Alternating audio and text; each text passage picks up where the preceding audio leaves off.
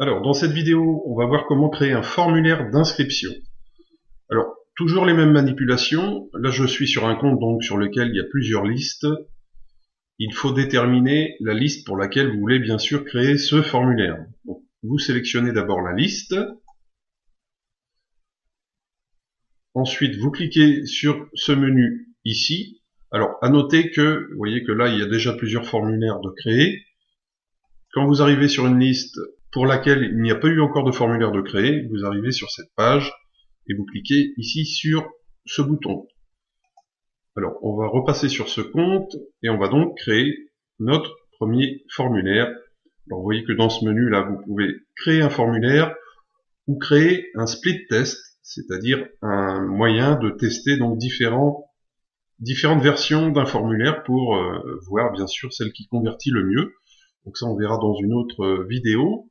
Donc nous, on va cliquer ici et on va donc créer notre premier formulaire. Alors, vous voyez que l'opération va se passer en 3 étapes. Tout ce qui concerne le design, les paramètres et ensuite la publication.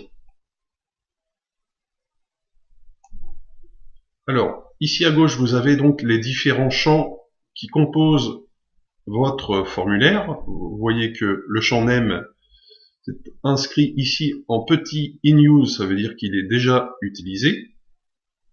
Et bien sûr, l'email est toujours intégré. Mais vous pouvez ajouter de nouveaux champs. Alors c'est intéressant notamment pour le nom ou prénom. Alors vous pouvez demander simplement le prénom. Dans ce cas, il vous suffit de renommer le libellé et de mettre prénom. Ici, required, ça veut dire simplement que le champ sera rendu obligatoire. Alors je vous conseille pas cette option first and last name, tout simplement parce que si vous couchez cette option, vous ne pouvez pas après traduire le libellé des champs, ce qui est un peu embêtant. Donc la petite astuce, c'est que vous déterminez ici le champ comme celui du prénom, et on va ajouter un champ, qui sera le champ nom, pour nom de famille. Voilà. Et ainsi, vous avez donc champ prénom et nom. Alors vous voyez que là, ils ne sont pas l'un sous l'autre. Donc vous pouvez déplacer tous les éléments composant le formulaire simplement en faisant un glisser-déposer de chacune des parties de votre formulaire. Donc j'ai rajouté un premier champ. Admettons que je veuille rajouter le champ niveau. Puisque là, je propose une formation sur Weber. Je veux savoir quel niveau ont mes prospects. Et là, vous avez plusieurs possibilités d'affichage de ce nouveau champ. Soit vous utilisez un champ texte, et vous aurez une case dans laquelle les prospects pourront indiquer leur niveau. Là, c'est pas tout à fait adapté. Je voudrais donc indiquer plusieurs possibilités et faire en sorte que les prospects puissent choisir parmi plusieurs possibilités. Donc, soit vous proposez donc un menu déroulant. Donc là, il faut indiquer les différents choix que vous proposez. On peut admettre, par exemple, que on ait besoin de cette possibilité-là, débutant. Ensuite, voilà un second champ, assez expérimenté. Et puis, par exemple, expert. Donc voilà les 3 possibilités. Et là, vous le voyez, donc, les gens auront à choisir dans ce menu déroulant. Alors, laissez ici ça de côté, puisque c'est simplement donc des possibilités de choix, mais tout est en anglais. Alors, si vous voulez que les personnes qui n'effectuent pas de choix, eh bien, il soit indiqué un des 3 libellés ici par défaut, eh bien, vous ouvrez ici cette fenêtre et vous sélectionnez parmi les 3 propositions que vous avez créées celui qui sera indiqué par défaut. Ou alors, vous choisissez un titre ou un libellé spécifique pour que vous puissiez savoir par la suite que cette personne n'a pas effectué de choix parmi vos propositions. Et ici, toujours pour rendre ce champ obligatoire. Alors, on peut le sauvegarder. Alors, si vous préférez un type d'affichage autre que le menu déroulant, eh bien, vous pouvez choisir les boutons de radio. Voilà, donc les personnes auront à cocher. Alors, checkbox, ça va pas être adapté, puisque là, c'est simplement pour un champ que vous avez créé, simplement leur permettre de cocher ou non. Vous voyez, si je fais ça, donc ça affiche le champ que l'on a créé, le champ de niveau, et simplement les gens peuvent cocher ou pas. Donc vous voyez que ce n'est pas adapté ici. Vous avez un paragraphe de texte, donc qui peut permettre aux gens de donner des informations un peu plus complètes, et vous pouvez déterminer ici la hauteur de ce paragraphe. Vous pouvez également déterminer une value, donc qui va s'afficher ici. Vous voyez que si je tape du texte, on pourrait indiquer vos coordonnées complètes, par exemple. Et puis vous avez possibilité d'afficher les dates, mais en revanche, vous voyez que c'est sous le format anglais. Donc je pense que une des meilleures options, ça peut être les boutons radio. Toujours la possibilité de présélectionner un choix par défaut. Et ici, vous pouvez faire en sorte que les boutons soient affichés les uns sous les autres ou les uns à côté des autres. Vous voyez, et en temps réel, vous pouvez voir à droite l'aspect que pourra prendre votre formulaire. Donc moi, je vais laisser comme ceci. On va rendre ce champ obligatoire. Je vais sauvegarder. Donc, on va dire que là, j'ai tous les champs de mon formulaire. Donc ça, c'est la première étape, définir les champs que vous allez intégrer dans votre formulaire. Ensuite, vous voyez qu'en passant la souris, là, vous avez les différents éléments qui composent votre formulaire qui s'affichent et la possibilité eh bien, de les déplacer. Je vous l'ai montré tout à l'heure avec le champ nom, mais également de les supprimer. Alors par exemple ici, vous avez une partie de texte pour le header, l'entête. Voilà, je peux la supprimer. Ici, c'est un champ que l'on ne va pas pouvoir traduire. Donc on peut simplement le centrer, l'aligner, etc. Ça ne nous intéresse pas. Donc je vais le supprimer. Ici, voilà, propulsé par Aweber, c'est pour faire de la pub pour Aweber, je n'en veux pas non plus. Et ça, le footer, ce qui est bien d'indiquer en fin de formulaire, c'est notamment que les informations personnelles seront préservées. Donc vous rajoutez votre texte ici, on va le centrer, vous pouvez bien sûr customiser l'apparence de ce texte. Alors on va mettre une police pas trop grande. Voilà. Alors vous pouvez rajouter un saut de ligne si vous voulez. Alors ce que je vais faire maintenant, c'est que je vais rajouter une image en début de mon formulaire. Alors pour ajouter un composant dans votre formulaire, eh bien tout simplement vous allez cliquer ici sur les possibilités qui vous sont proposées. Vous voyez que les parties qui sont grisées, c'est celles qui sont intégrées à votre formulaire. Le header, je l'ai supprimé, mais vous voyez que je peux le rajouter. Je peux à nouveau le supprimer, je peux le rajouter ici. Vous avez compris le principe, mais vous pouvez également le supprimer à partir de ce menu du haut. Alors, privacy, c'est la vie privée, mais c'est en anglais. Ça, c'est pour afficher le nombre d'inscrits sur votre liste. Alors, ça peut être intéressant quand on a beaucoup d'inscrits, pour afficher effectivement que beaucoup de personnes sont inscrites sur cette liste. Ça, c'est produit par Aweber. Alors, je veux rajouter également une image. Donc ici, il vous suffit simplement d'indiquer l'URL de l'image. Donc pour ça, il vous faut d'abord télécharger une image sur votre serveur, via un logiciel FTP par exemple, je vous invite à consulter l'aide de votre service d'hébergement. Une fois que votre image a été uploadée sur votre serveur, eh bien, vous pouvez très facilement en obtenir l'URL. Alors moi j'ai préparé une image ici, donc je vais choisir celle-là. Je vais copier son URL ici. Alors vous pouvez rajouter une description et vous pouvez la positionner. On va la centrer.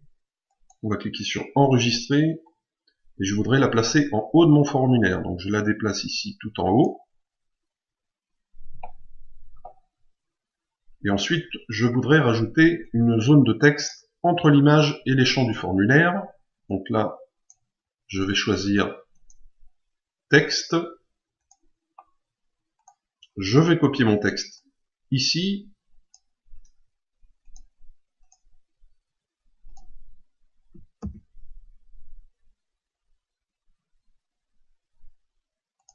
Voilà, j'enregistre, donc je vais le déplacer sous l'image. Alors je vais agrandir un petit peu la police.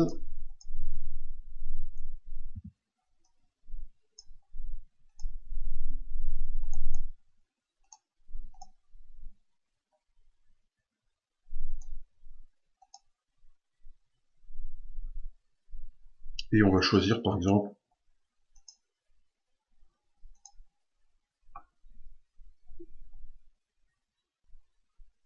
alors, une fois que ces opérations ont été effectuées, eh bien, vous pouvez vous servir de ce template, mais vous avez un grand choix de templates ici. Alors, ici, c'est les nouveaux templates. Là, c'est les templates que vous aurez utilisés vous-même et qui seront par la suite répertoriés ici. Vous voyez qu'il y en a un certain nombre qui portent donc le nom du formulaire. Voilà, vous avez différentes possibilités, alors répertoriées par catégorie. Alors si je prends générique par exemple,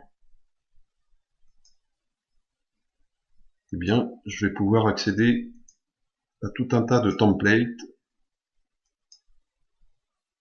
Alors il y a deux catégories de templates. Il y a des templates qui permettent d'éditer le texte du bouton et d'autres non. Donc vous voyez que celui-là, celui qui est intégré par défaut,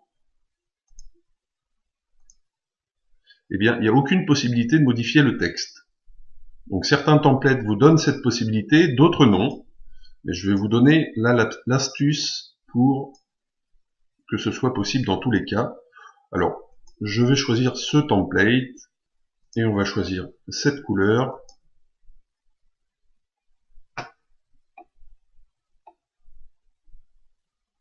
Alors, vous voyez que quand j'ai choisi ici, il y a une partie en tête là avec un bleu clair.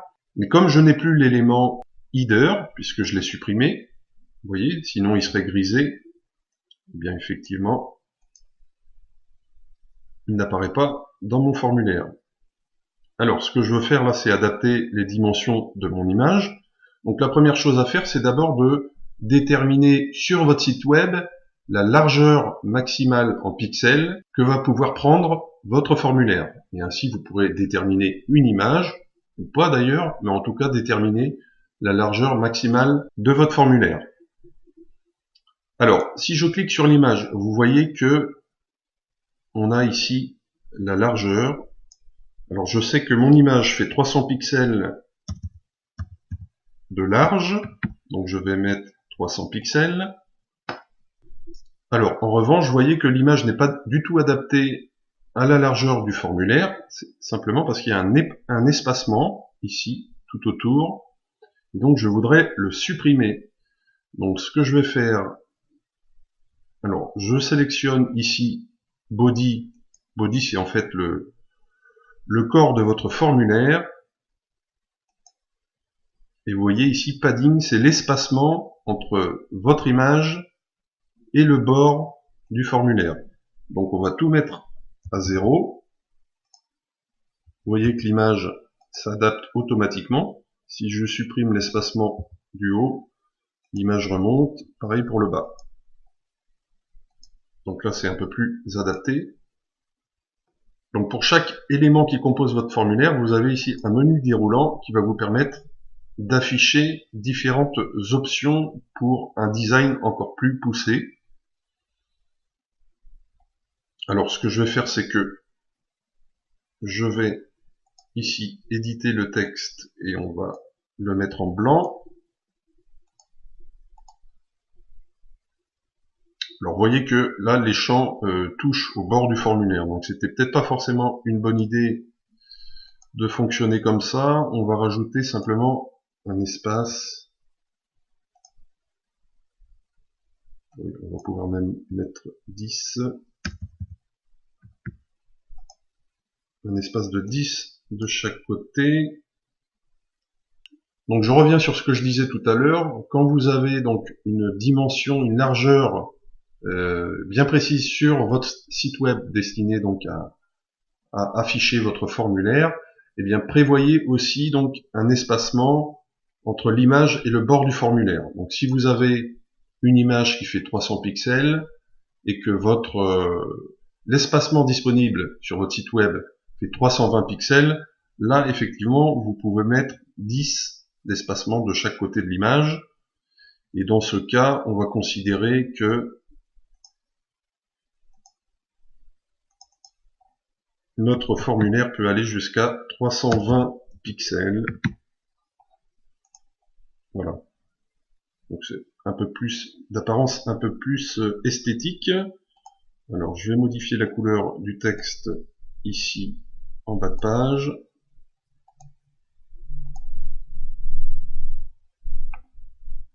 Et ici on va plutôt choisir un affichage comme ceci. Donc notre formulaire prend déjà une apparence plutôt professionnelle. Donc on a tous nos champs. Il manque ici le bouton. Alors on va pouvoir, comme pour cette image, le personnaliser. Il suffit de sélectionner ici Submit Button et vous allez avoir accès ici à la possibilité donc de remplacer ce bouton. Alors le bouton de ce template, contrairement à celui qu'on avait précédemment, voilà, peut être édité. Vous voyez, si j'indique je confirme, mais en admettant que je veuille afficher mon propre bouton, eh bien je peux donc indiquer son URL ici. Alors je fais cette manipulation simplement pour que vous compreniez comment ça peut fonctionner et que quel que soit le template que vous choisissez, vous avez toujours la possibilité d'afficher votre propre bouton. Bon, après il faudrait adapter et choisir donc déjà une image en PNG pour qu'il n'y ait effectivement pas ces contours en blanc, mais en tout cas sur le principe, vous l'aurez compris, c'est assez simple à partir du moment où vos images sont hébergées. Donc ici vous avez la possibilité de positionner votre bouton, donc on va laisser à cet endroit là. Donc vous avez également tout un tas de possibilités pour les autres éléments qui composent votre formulaire. Vous avez par exemple les labels. Donc les labels, c'est ce qui s'affiche ici. Donc vous avez la couleur ici des labels que vous pouvez modifier. Vous voyez que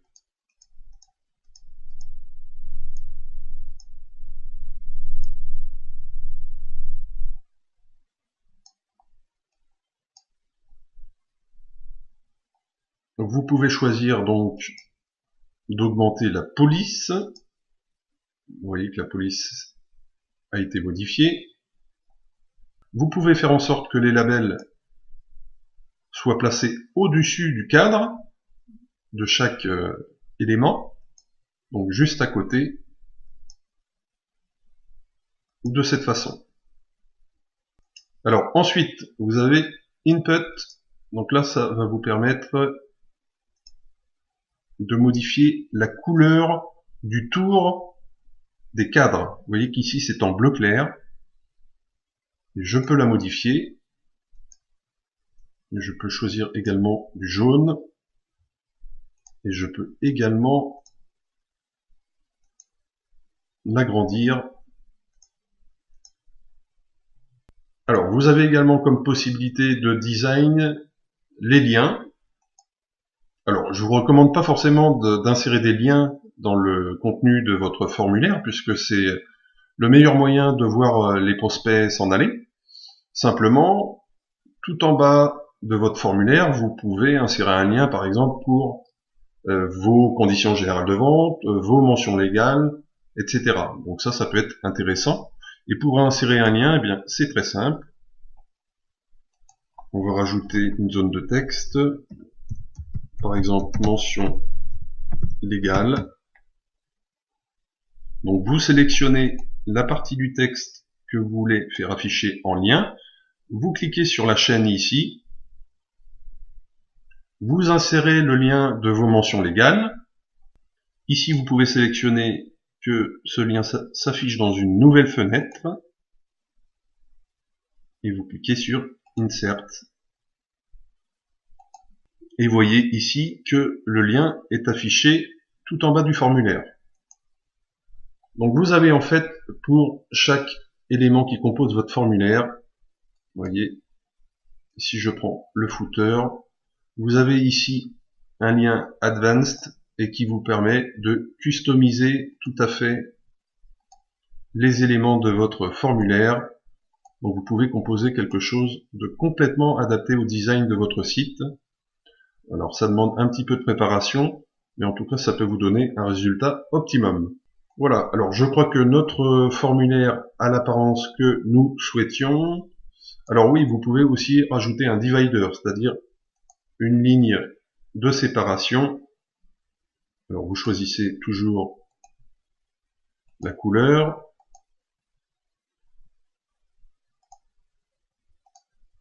Et vous voyez cette ligne de séparation qui s'est affichée ici. Alors vous pouvez déterminer une apparence différente.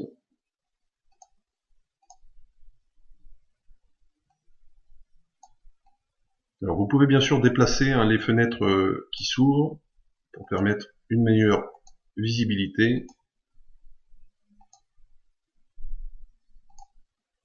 Voilà, donc je crois qu'on a fini cette première étape du design. Vous voyez que c'était assez complet puisqu'il y a énormément de possibilités et d'options. Donc je vous laisserai découvrir les différentes possibilités qu'offre Aweber à ce sujet. Une fois que vous êtes satisfait de votre formulaire, surtout n'oubliez pas d'enregistrer en cliquant ici. Voilà, vous voyez, confirmation que les données ont été enregistrées. Ensuite, on va cliquer Go to Step 2 pour aller à l'étape des paramètres, Settings. Alors ici, vous pouvez donner un nom à votre formulaire. Par exemple, si vous placez votre formulaire sur votre page d'accueil, eh bien, vous nommez le formulaire page accueil. Alors ici, Facebook Integration. Donc en cochant cette case, vous allez avoir la possibilité de pouvoir afficher votre formulaire sur votre compte Facebook. Alors, petite précision ici, il faut que votre formulaire fasse 300 pixels de large, parce que dans tous les cas, si vous cochez cette case, eh bien, il sera ajusté automatiquement à 300 pixels. Donc, si vous ne prévoyez pas d'afficher votre formulaire sur Facebook, eh bien, vous pouvez laisser cette case décochée. Thank you page, c'est la page sur laquelle vont arriver les personnes qui vont s'inscrire dans votre formulaire. Donc, deux cas de figure. Soit vous avez mis en place le double opt-in, et dans ce cas, vous allez rediriger les gens sur une page intermédiaire, et sur cette page intermédiaire, eh bien, vous allez leur indiquer que leur inscription est presque terminée, que vous venez de leur retransmettre un email contenant un lien sur lequel ils devront cliquer pour confirmer définitivement leur inscription. Et c'est seulement à ce moment-là, quand ils auront cliqué sur le lien contenu dans cet email, envoyé de manière totalement automatique, qu'ils arriveront sur la page de destination définitive.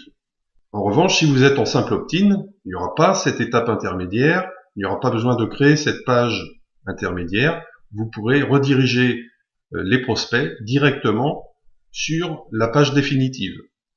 Donc vous cliquez ici pour déterminer Custom Page, sachant que si vous laissez tel quel, eh bien, les personnes arriveront sur une page en anglais, programmée par Aweber. Donc ça, je vous le recommande pas. Alors, Stay on Current Page, ça va faire en sorte que les personnes qui vont s'inscrire dans votre formulaire, eh bien, vont rester sur la même page. Bon, dans certains cas, très peu nombreux, ça peut être une option intéressante, mais dans tous les cas, je vous recommande la plupart du temps de choisir l'option Custom Page et là d'indiquer l'URL de la page vers laquelle vous voulez rediriger les personnes qui s'inscrivent dans votre formulaire. Donc par exemple, si vous voulez rediriger les personnes vers une page sur laquelle se situe le produit téléchargeable numérique que vous leur avez promis, eh bien, il faut donc indiquer ici l'URL de cette même page. Une fois que vous avez indiqué ici votre page de destination, alors vous pouvez faire une copie, vous allez comprendre pourquoi tout à l'heure. Ici, c'est simplement pour permettre que cette page s'affiche dans une nouvelle fenêtre. Already subscribed page, donc ça c'est pour les personnes qui sont déjà inscrites sur votre liste. Donc la plupart du temps, je sais que je recommande d'indiquer la même page, la même URL qu'ici. Alors vous pouvez avoir créé une page spécifique pour les personnes qui sont déjà inscrites, tout dépend de votre processus. Dans tous les cas, vous indiquez l'URL de cette page ici. Show Advanced Settings, donc là ça va permettre de définir le tracking. Vous voyez que par défaut ça reprend le nom du formulaire qu'on a indiqué ici. Donc dans vos statistiques, vous allez savoir que les personnes qui sont passées par le formulaire que vous êtes en train de créer, eh bien sont passées par le formulaire de votre page d'accueil. Alors, il peut y avoir aussi des intérêts quand on fait de l'affiliation pour afficher ici des paramètres que vous allez pouvoir retracer ou alors passer sur votre logiciel d'affiliation. Donc ça va vous permettre de tracer les ventes en fonction des affiliés, etc.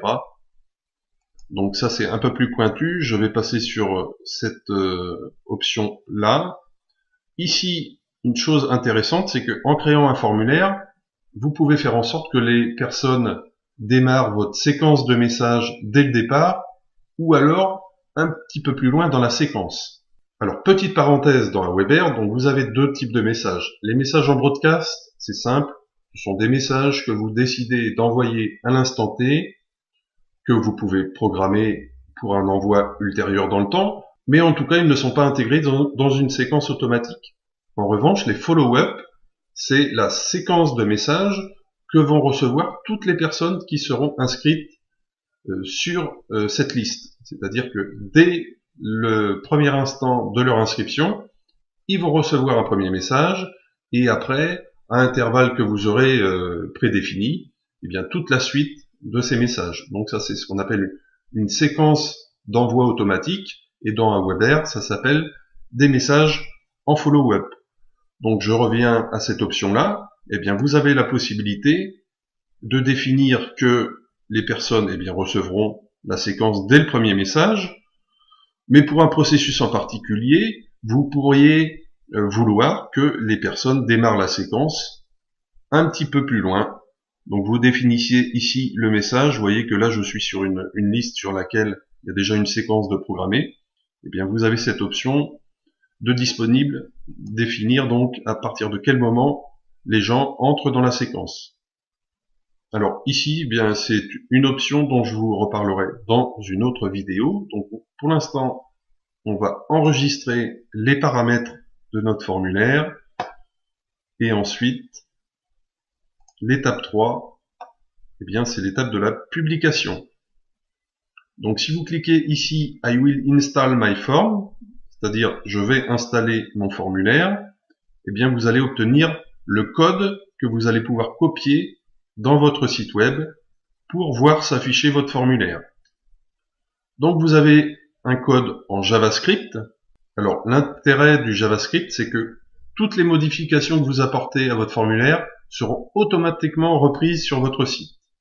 En revanche, si vous prenez cette option qui permet un peu plus de customisation, eh bien, vous n'aurez pas cette possibilité, quand vous ferez des modifications, de voir le formulaire rectifié s'afficher sur votre site. Il faudra revenir coller le code du formulaire dans votre site. Alors, vous pouvez copier donc ce code ici, et ensuite vous allez pouvoir aller le coller dans votre site, et je vous montrerai dans une vidéo comment le faire pour un blog géré et propulsé sous WordPress. Alors, une petite case à cocher ici, c'est pour inclure ou non eh bien, les effets de style que vous avez pu définir à l'étape du design. Alors, vous pouvez décocher cette case pour avoir un formulaire, on va dire, basique au niveau du design. Ça peut être intéressant dans certains cas. Alors, je passe sur cette option, puisque c'est simplement là pour envoyer les informations à votre designer pour qu'il puisse faire le travail et coller le code du formulaire sur votre site web. Et ici, eh bien, vous avez tout simplement le lien de votre formulaire hébergé chez Aweber. Puisque tous les formulaires créés sous Aweber, eh bien, sont hébergés sur leur serveur, et vous avez donc pour chacun d'eux, je vais l'afficher dans le navigateur. Alors ce lien, ça peut être intéressant de pouvoir le transmettre à une personne en particulier, si vous voulez éviter qu'il retrouve le formulaire sur une des pages de votre site, ce qui serait compliqué à lui expliquer. Eh bien, vous lui envoyez le lien direct pour qu'il s'inscrive et qu'il puisse accéder aux informations, et le tour est joué. Donc ça peut être intéressant dans certaines situations. Donc on a rempli les 3 étapes de la création de notre formulaire. Alors si je reviens sur le menu principal Sign Up Forms, donc voici le formulaire qu'on vient de créer. Donc vous pouvez cliquer sur Edit pour revenir modifier le formulaire. Ici vous avez la possibilité de le prévisualiser. Ici c'est pour retourner donc au code pour pouvoir le copier dans votre site. Donc c'est l'étape numéro 3, publication. Vous pouvez le supprimer. Donc dans ce cas, vous cliquez sur Yes. Ici, ça vous permet donc de remettre les statistiques à 0. Vous voyez que au niveau des statistiques, vous avez donc le nombre d'affichages, le nombre de personnes qui ont rempli le formulaire, et donc le pourcentage de conversion ici. Bon. Alors, il y a une chose dont je vous ai pas parlé, c'est qu'il y a différents types de formulaires. Donc là, nous avons créé un formulaire de type inline, c'est-à-dire que c'est un formulaire qui va s'afficher sur votre site de manière fixe et qui sera tout le temps au même endroit, qui ne bougera pas. Mais il y a possibilité de créer d'autres types de formulaires. Alors, on va retourner dans l'édition et vous pouvez donc ici, forme type, donc avoir la possibilité de choisir un autre type de formulaire. Donc vous pouvez choisir le pop-over, donc c'est une petite fenêtre qui va venir sur votre site ou votre blog, donc quelque chose qui va venir par-dessus, s'afficher par-dessus. Lightbox, eh bien c'est exactement la même chose, sauf que le formulaire va s'afficher et tout le reste de votre site autour va être grisé, ce qui va permettre donc que votre formulaire puisse ressortir un peu plus et capter davantage l'attention. Et vous avez également le pop-up classique.